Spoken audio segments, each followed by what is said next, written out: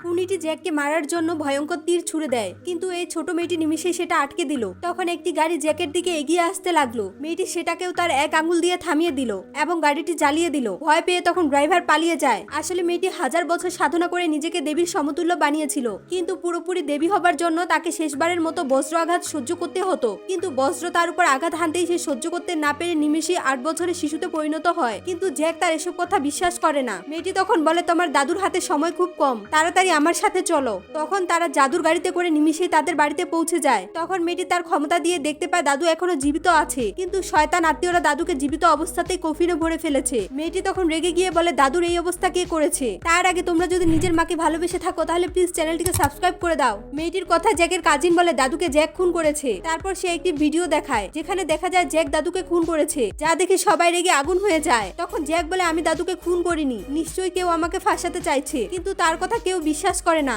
আর তাই তাকে বন্দি করার জন্য গার্ডদের আদেশ করা হয়। কিন্তু মেয়েটি তার পাওয়ার দিয়ে জ্যাককে বাঁচায় আর বলে, দাদুকে মারার চেষ্টা কি করেছে সেটা দাদুই বলবে। তখন কাজিন হেসে বলে, তার মানে এখন দাদু নিজে উঠে এসে সাক্ষী দিবে? কাজিনের কথা শেষ না হতেই মেয়েটি তার সুপার পাওয়ার ব্যবহার করে, যা দেখে সবাই হতবাক হয়ে যায় এবং সবাইকে অবাক করে দিয়ে দাদু জীবিত হয়ে যায়। এবার দাদু নিজেই আসল সত্য প্রকাশ করবে। আর তাই পরবর্তী পার্টের জন্য প্লিজ চ্যানেলটিকে সাবস্ক্রাইব করে দাও।